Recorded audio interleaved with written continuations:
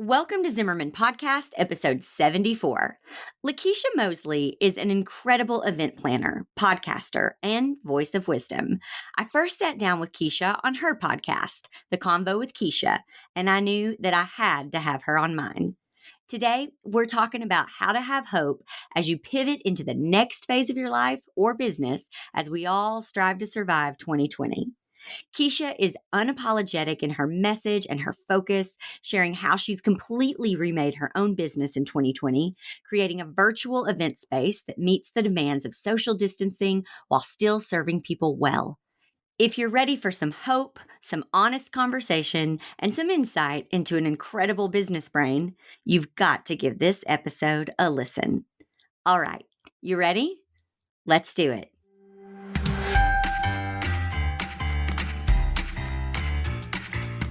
Welcome to the Zimmerman Podcast with your host, CEO, wedding professional, educator, and mom, Jessica Zimmerman. In just 2 years, Jessica went from facing bankruptcy to taking home a six-figure salary.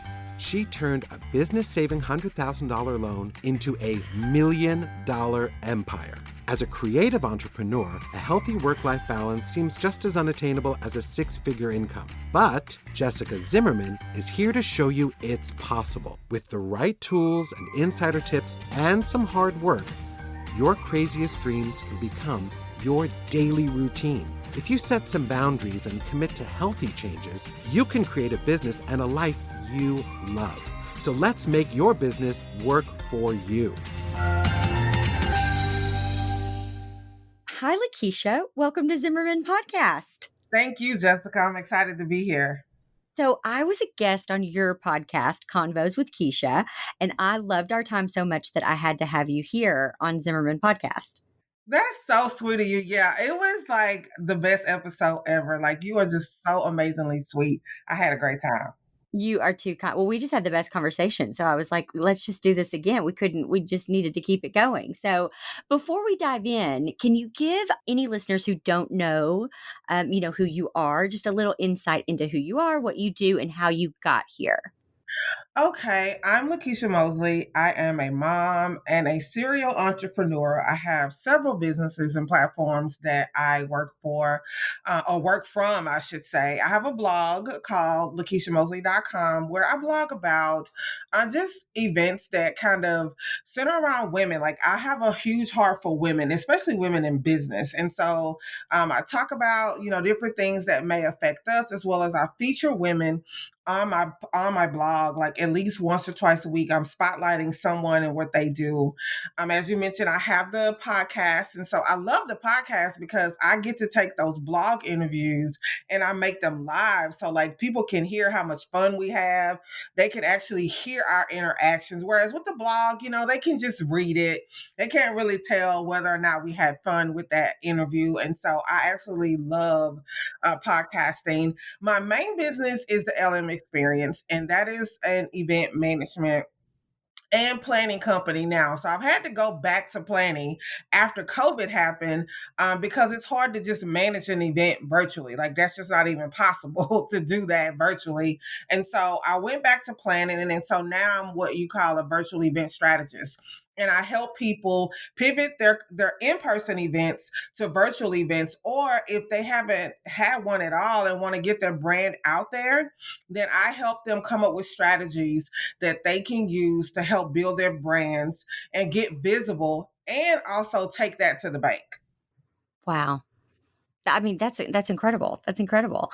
You and I have both been in unique situations of losing things or fearing the loss of things that we thought were constants.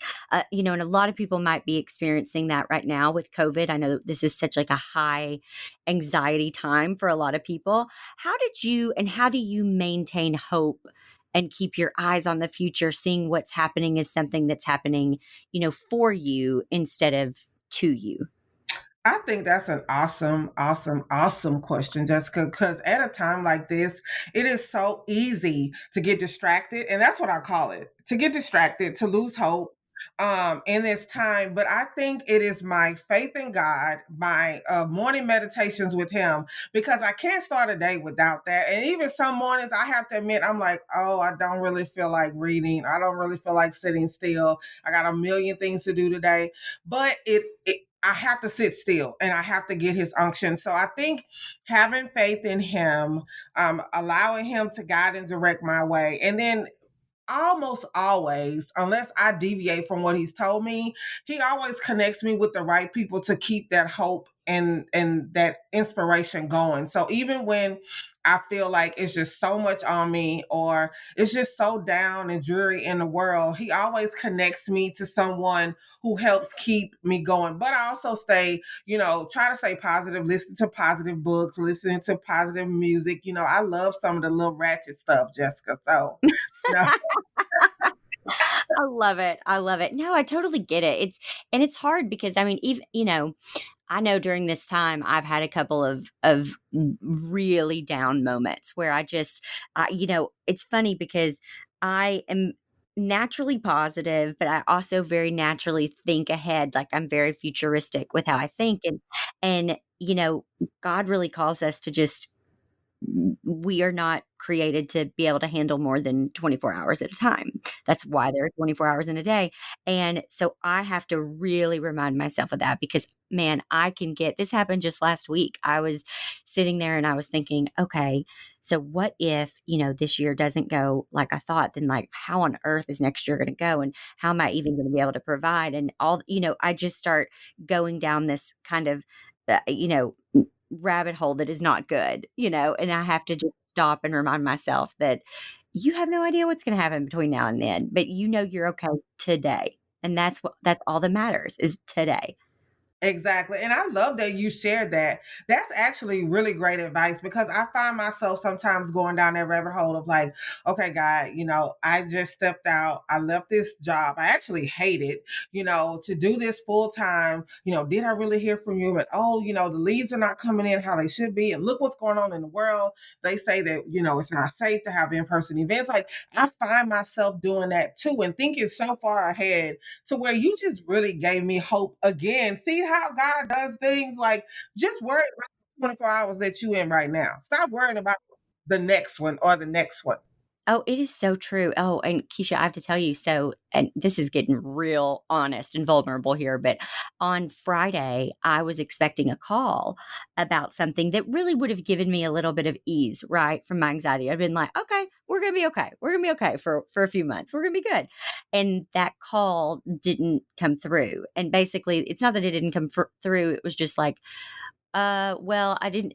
I'll talk to you next week. And I was just like, oh, that's bad news. It must be bad news. I just immediately went there, and I mean, I went and I filled up my bathtub, and I sat in my bath, and I just boohooed, and I was angry, and I was like, Lord, I'm so mad because I have been so obedient, and why is this not coming together? And what's interesting is 3 days later. I got a call and everything's fine. You know what I mean? But it's just like, it is not my timing. It's not my timing. And I just have to deal with what I'm supposed to deal with that day and calm it down a little bit. Right, right. And I think God really really puts us in check. We're both like very high driven, high strung. Like we know what we want, we go after it, and we expect things within a certain time frame. I think God always checks me like that because He's like, really, who world is this? Mine or yours? Exactly. I need you to Exactly. and don't go down.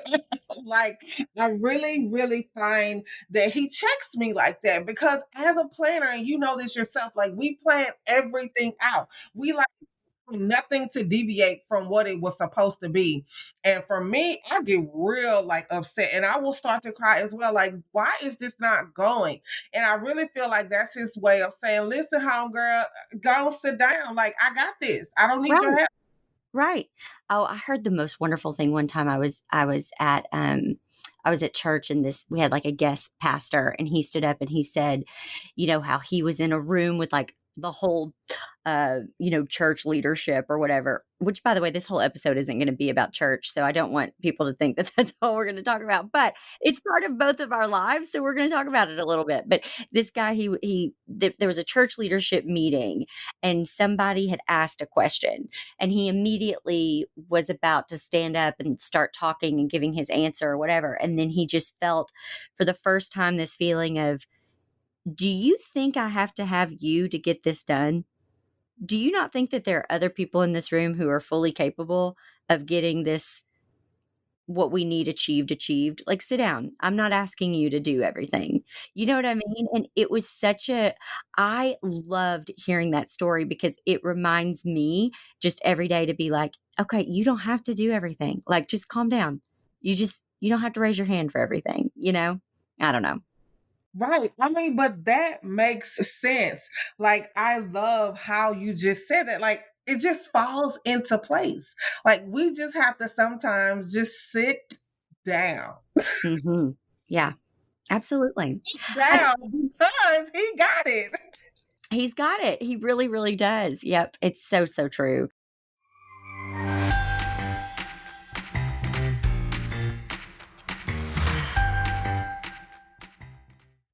Running a floral business isn't always as pretty as the flowers themselves. I spent more than $100,000 educating myself and figuring out how to make this business work for me and fully support my family of 5. If you're wanting to know how to not only run a profitable business, but also hear all my firsthand experiences of navigating how to deal with difficult brides, make automated systems, create proposals, set boundaries in your work, and book every bride you want, you need to check out Business Behind the Blooms. Go to zimmermanpodcast.com/BBB to get more information. That's zimmermanpodcast.com/BBB.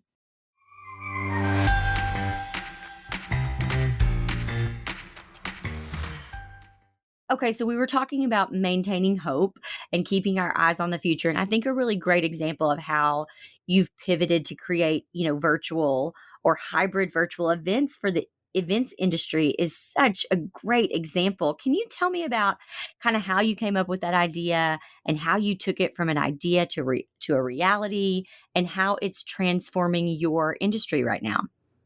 Oh my gosh. So it's really amazing again how you connect with people. So I connected with my social media manager back in December, which she is so awesome. She's so amazing. Brianna is like 2 in 1. She's social media and she's copywriting.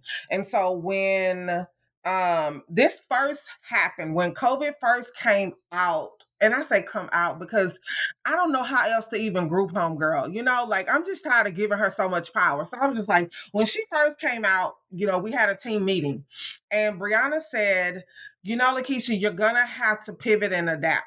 That from December to, let's say, March, she kind of knew how I was. And so she said, you're going to have to pivot and adapt. And I was like, pivot and adapt. And so I just kept saying, those words kept downloading in my spirit, like, okay, how am I going to do this? She's like, listen, we're going to have to get the front run on talking about how to have events in safe spaces until they shut us down. Like, she kind of had forecasted a little bit about how this could possibly go.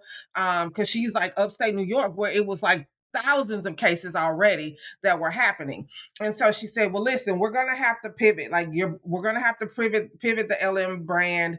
We're going to have to talk more about how to socially distance. She gave me ideas of things to blog and talk about it. And so I was like, oh my gosh, I really don't want to do any of this. Like, this is just outside of me. I don't know what in the world to do. And as I started to talk about it, then I noticed people were coming back. I didn't have nothing figured out, Jessica. Okay, like nothing. I'm telling y'all on my first podcast that I had nothing figured out at first.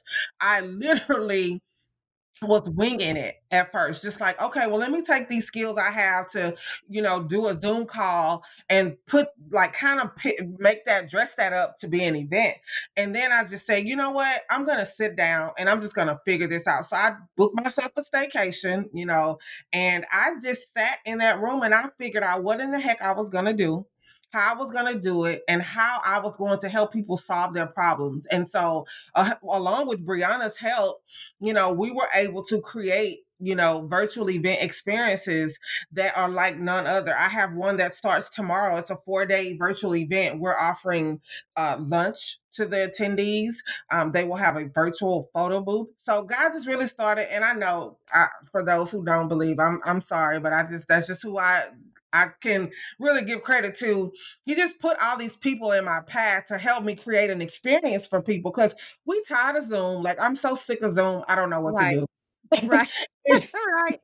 over it. And there were so many more platforms that, in all honesty, have been around for a long time, like Any Meeting and, Go To Webinars, Blue Jeans. All of those have been around, but none of them knew how much money they could really make in the virtual realm. And so it was up to me to kind of bridge certain clients with certain platforms. So I learned about all these platforms, and I'm like, oh, where you been? And they're like, oh, we've been around for like 3 years. We've been around for 7 years. And I'm like, well, where you been? Because I ain't heard of you. Right. Right. Like, Absolutely. yeah, so now I have this Rolodex of all of these virtual event platforms that people can use for free to thousands of dollars, depending on what type of event that you have. And I'm able to attract clients by, showing them how they can take their brand worldwide, to get in front of people that they probably would not have gotten in front of if it was an in-person event, but to also grow their bank accounts and their visibility all in the same event.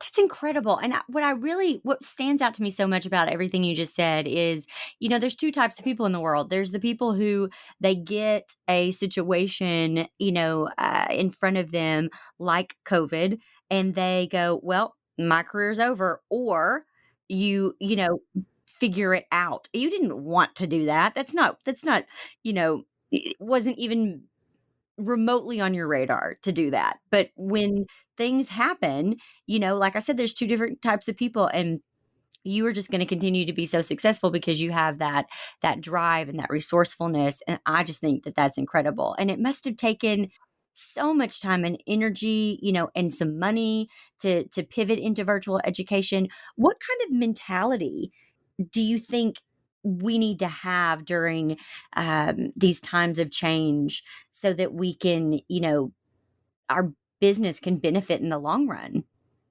I think, for one, Jessica, you have to think outside of the box. For me, again, very high strung, very A type personality. Like, it is what it is for me, and change is not something that I embrace very openly. I have to say that. Although, as a planner in that phase, I can be very flexible when, I can think very quickly on my feet when it comes to events and things that I may have to change. But you have to have a mindset of openness and to think outside of the box. This time that we in is unlike none other. Not only does it affect us here in the United States, but it has affected the entire world. There's not many things that has affected a whole entire world at the same time. Normally, we're looking at another country going through it, another country's looking at us going through it. Now we're all affected by this. But I want people to be open, to really be open, and to also, tap into whatever higher power they serve. I serve God. So I have to tap into that, because it's so uncertain for me and I don't know what's next, to where I have to rely heavily on Him to guide me, to keep, like you said, that hope up, to really realize what's more important, and to take it off of myself. Who am I here to serve? That's how I've been able to get through this time, because it's taken the selfishness away, and I've had to focus on other people and not just myself. That is the key. That is the key is what you just said, and I think that that's so important. And it's easy sometimes as an entrepreneur, as a business owner, to get selfish. And it's not that you are going into it with this selfish attitude. It just, you're working for yourself. You have to make money to provide for your family, and it can, that road you can easily go down it. And I've always believed that the most success I've ever had has been when I am fully focused on the client and who I am serving and what is it that they need and what is it that they want. And so I love how you were able to shift your perspective in that and be able to go, okay, there's going to be all these people who still need events, who are still, people who had probably already sold a bunch of tickets and spent some of that money. And it's like, they can't afford to refund that. So we got to figure out how to still make this event happen, but virtually. And I love how you were able to cater to that. And that's probably why it's done so well. And so, I just think for all of us, that's a wonderful reminder is that business is going to be at its best when we remember who it is we're serving as far as our clients go. And then also, man, I love what you said about faith because I'm right there with you. You and I feel the same way about this, but I can't imagine living this life without knowing the God that I know. You know what I mean? Because it's just too much to think that I have to have all this. You know what I mean? It's so Exactly. nice to be able to go, okay, Lord, like I can't, this is all I can do. You're going to have to take it from here. Yes, I am so glad you said. And I think that's why we connected so much because you brought this really light into my life. Like you've been through so much, but it never stopped your spirit. And I know there were times where you were like, oh my gosh, like, can I get a breather? Even me. Mhm. I went Yeah, through what I went through, but you bring so much light and so much, hope for those who are like, what do I do next? It's like, honey, if you don't have a higher power, I need you to get one. Because right, a lot right. of stuff that we do, we don't do it on our own. We Mm-mm. do it because and through him. Sometimes, a client is really happy about something that I presented, and they're like, "How in the world did you come up with that?" And all I can say is, "God." Like, Mhm.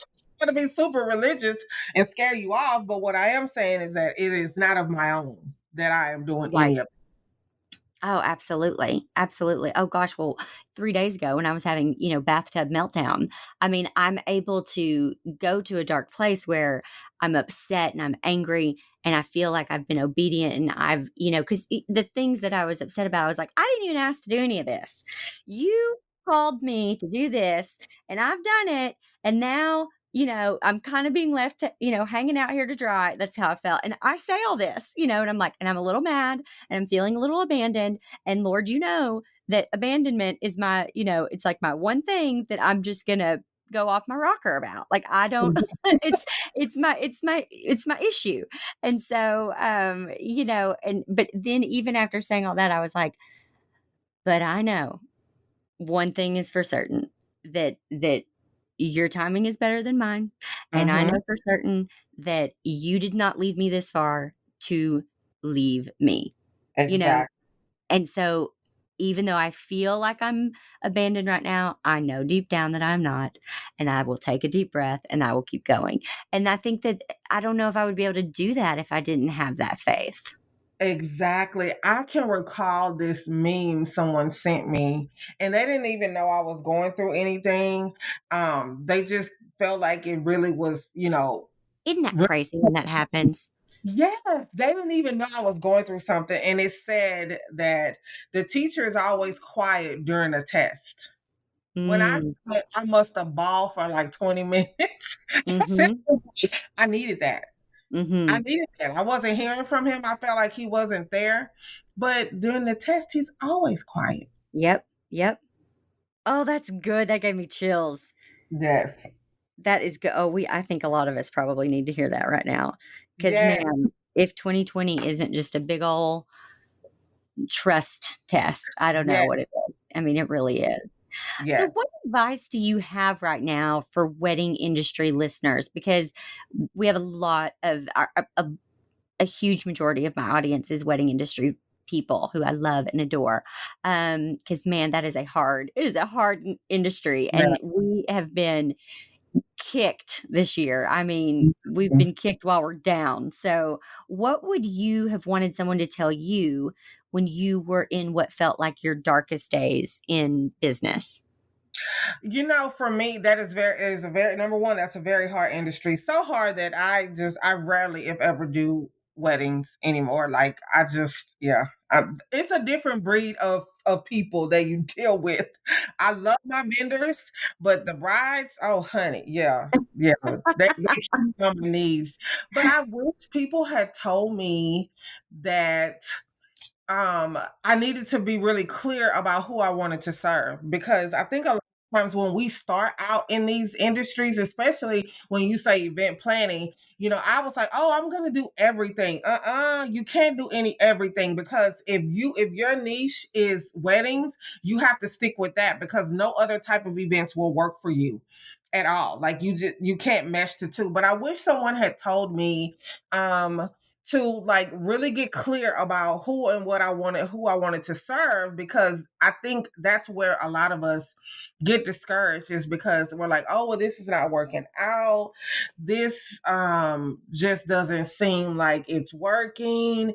Everything's falling apart. And it's because sometimes we're not really clear about what it is that we should be doing and who we should be serving, in that instance. So for me now, when I do weddings, it's a certain type of bride, certain type of wedding, certain type of budget, because I've gotten really clear on who I serve and where I work best. And so now it really helps me like really be able to serve that client to the best of my ability, but also to tap into those people who can help me if I seem to like not know everything, or if something seems lost in translation between, a bride and maybe what she wants. Those people are there to help me as well. Build a network. Like that's helpful too.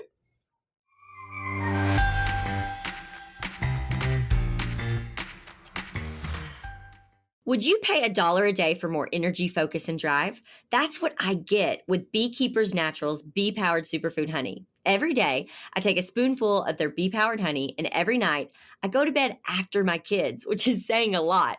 Before Bee-Powered, I'd be totally out of energy by 4 p.m. Can anyone relate? Running a growing business while being a mom to 3 kids, including some pretty wild twin boy toddlers, it's exhausting. But with Bee-Powered, I feel more focused and driven than I have in a while, like maybe even before kids. I wouldn't try to sell you something that I don't believe in and actually use myself, but I love my Bee-Powered, and now I honestly can't imagine my life without it. If you want 15% off Bee-Powered, go to zimmermanpodcast.com/B to get yours today. That's zimmermanpodcast.com/BEE.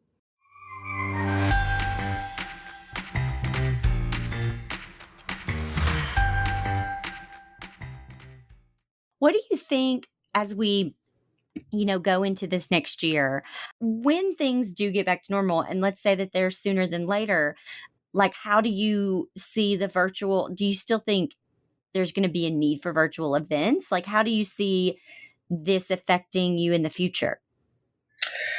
I actually think that I am going to grow more in the future. And I say that because I know for myself, I'm still not going out there. Like, I'm still not going to go out there. I still don't know if you wash your hands. I still don't know if you have it or you don't have it.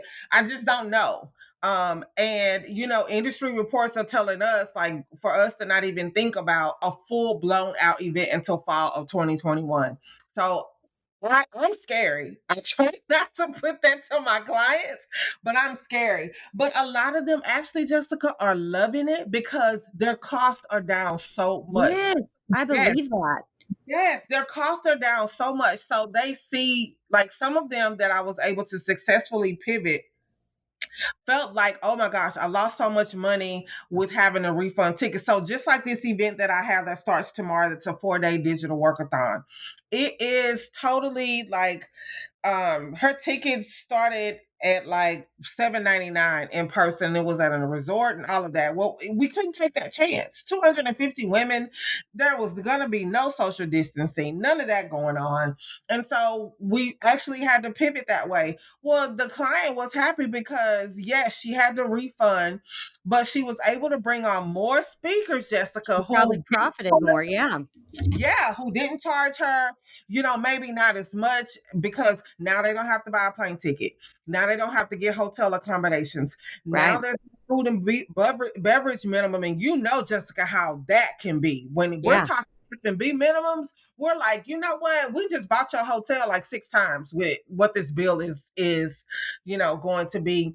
So I actually think, and I'm really grateful that I did jump on the virtual events bandwagon, because I think my business is going to grow. I'm not saying in person is going to go totally away, because there are going to be some instances like with product launches and things like that.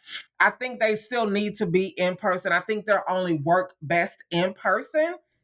But I think for the most part, most events will probably go to, like you said, a hybrid method where there'll be a select few in person, mainly everyone online. Because now clients and businesses, even entrepreneurs, authors, they get to forecast or broadcast really their events all over the world, and they can forecast to how many new people they possibly can gain. Keep in mind, if you're in New York and I'm in Texas, I mean, I can afford that flight there. But if your event is online and the ticket is saying $50, even $100, and I get all these little perks things, Right. all of this stuff, hey, I'm more apt to attend your event virtually Right. am to show up in person, because now I don't have to get hotel. I don't have to, get uh clothing, wardrobe, and think about speakers. Hey, you notice how many celebrity speakers we've seen on just regular platforms now? Right. Oh, it's so true. Yeah, absolutely. Celebrity guests now are at an all-time high. I think we've really gotten to know a lot of the celebrity people we love and adore more personally now, because they can do it right from their homes, because they're just as concerned about safety as most of us are. But I think it's just really brought about a wave of a whole different way of doing events. And again, I still don't think it's going to totally replace in person. I think as soon as it opens up, some of us are gonna like run like crazy just to interact with people, face to face. But I still think it's gonna be a large majority that are gonna be like, no, because we still don't know everything about how this works. And so I'll just do the virtual, option. I even think, Keisha, that take the whole virus out of it. Like, let's just say, for example, that tomorrow, like, everything was fine. Like, there was a clearance, and they were like, "Never mind, false alarm, we're fine." Um, I think that because people have seen what they can do virtually, they are going to want to continue to do things virtually. I've talked to so many of my friends who had jobs at, big corporations, who had, at downtown offices, who these businesses are now like, "You know what? We actually are doing just as well, if not better, with everyone working from home, and we can save thousands and thousands and thousands of dollars a month by not renting out this building." And so I think that there's that. I think, even someone like me who homeschooled my daughter for a few weeks in the spring semester when this all first started, once it got to fall, I was like, I kind of want to keep doing it. Like, it works really well for our family. So I just think that there are people who, like I said, take the virus out of it, and let's just pretend that we're all going to go away. I still think that your business is going to grow, because I think people now realize how profitable and beneficial. And in some ways, I'm not saying in all ways, but in some ways, there are people that have a better quality of life. They're able to just be with their family more and that kind of thing by not traveling as much and hosting big events, but by doing them virtually. Yes, and I mean, I think too, in so many industries, when you think about it, like some companies, whenever, they did say, oh, okay, well, you can go back, these companies still said, oh, no, you can work from home. They saw the benefit of being able to work virtually and how much they saved with overhead. One of my best friends, he works for a nonprofit, and they of course went home. And then when they said they were going to open back up, he was like, no, we decided to not. We canceled our lease. Everything worked out fine from home, virus or not. It just was economically better for the company. And so they were able to go into more people, doing what they do in their missions, because they didn't have this huge overhead of renting space and things like that. Like, I feel bad for the venues. I really, really do. Sense. But I think if they jump on the virtual as well, it will kind of help us all like win, because we were hit at first, like totally. I was like, okay, I don't know what I'm gonna do at Right. all. Totally. I hear ya. But I think that the way that you've handled this whole situation and the way that you have pivoted into virtual events and just, I think the sky's the limit. I really do, because I think a lot of people are going to continue to want them for sure. Kisha, you are amazing. I could talk to you all day. I'm going to ask you one more question. So I ask this question at the end of every episode with whoever I interview because I think that it's just a fun question. Okay, so if you had Oprah's money and you had to spend it on yourself, something totally selfish, what would you buy? Oh my gosh. Like I would literally buy myself. I there's this really cute bag that I want and it's super, super expensive. Like it's really expensive by Louis Tell me Vuitton. what bag it is. It's a Louis Vuitton bag. I It love it. is Is it a classic? yes. Yes. See, that's why me and you are friends. Like you already knew, like, I would surely do that. Like just to be totally selfish, like, yes, that's what I would do. That's also Perfect. an investment piece. You know what I mean? Like that's never going to go out of style. That's an investment piece. So that's a good use of money. Yes. I'm like, and it's treating myself. It's a part of self-care. There you go. There you go. Absolutely. I agree with you. I love that. That's such a good answer. That's so fun. Lakisha, thank you so, so much for being on today. You are just such a breath of fresh air. I could talk to you all day long. Tell our listeners where they can find you. Oh, great. Thanks so much, Jessica. I really enjoyed talking with you. So I am like everywhere. I have so many brands. So I'm just going to give you the event brand where you can just tap into the other one. So I am on Facebook. I am on Instagram at DLM Experience. So it's really my initials, Lakisha Mosley Experience. On Twitter, it is just LM Experience. You can reach my website as well, www.thelmexperience.com. You can drop me a line. Make sure you let me know you heard me here on my friend's podcast. Like, I love to connect with anyone. Perfect. Thank you so, so much. You're welcome. Thank you. Y'all, isn't Kisha amazing? I don't know how you could listen and not feel filled up with hope, light, and inspiration from the top of your head to the tip of your toes. If you loved this episode, would you do me a favor? Would you share it? I know that there are so many people in this industry and so many others who need to hear what Kisha and I talked about today. Your ratings, reviews, and shares, they mean the world to me and help me create more free content just for you. So go rate, review, and share. I'll be here next week with more life-changing content made just for you. If you loved what you heard today, even if you liked it a lot, you should subscribe and leave a review. We'll see you back here next time in the Zimmerman Podcast.